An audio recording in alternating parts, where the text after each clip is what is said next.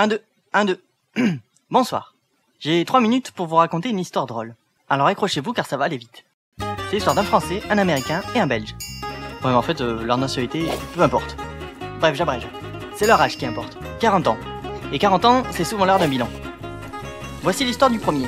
Le Français. Il était jardinier pour une agence immobilière appelée Century 21. Il s'occupait de jardins de nombreux propriétaires. Un jour, un terrible accident arrive à l'un des agents.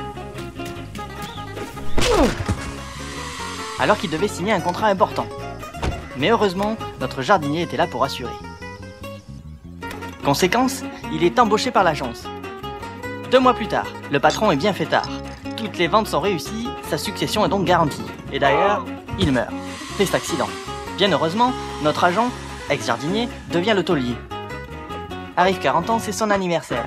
Il culpabilise de sa réussite opportune, et comme il est plein de thunes, il décide d'en donner à une association caritative appelée Joyeux Anniversaire. Voici l'histoire du deuxième, l'Américain qu'on aime. Il faisait les ménages dans une société de courtage, qui s'appelle CAC 40.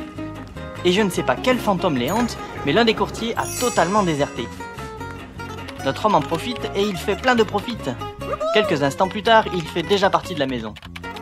2 mois plus tard, il est devenu une star. Par contre, le patron, il est en dépression. On dit que notre courtier a tenté de l'aider, mais il s'est tout de même suicidé. Et c'est au suffrage que l'ex-homme de ménage devient le nouveau taulier. Arrive 40 ans, c'est son anniversaire. Il culpabilise de sa réussite opportune, et comme il est plein de thunes, il décide d'en donner à une association caritative appelée Joyeux Anniversaire.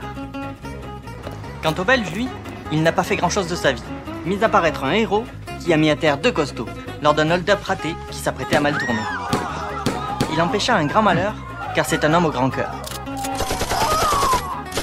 qui ensuite s'est enfui car il n'aime pas les merci. 2 mois plus tard, ce n'est pas quelques pétards qu'il y a dans cette voiture dans laquelle il s'aventure. Et oui, c'est une bombe, qui pourrait creuser sa tombe. Mais c'est grâce à sa témérité que beaucoup de gens ont été sauvés de ce terrible attentat. Et encore une fois, il s'est enfui pour éviter les merci. Arrive 40 ans, c'est son anniversaire. Il culpabilise de sa réussite opportune il culpabilise pas du tout. Et d'ailleurs, ce n'est pas tout. Il décide de créer une association, dont bien sûr il embauchera les dons.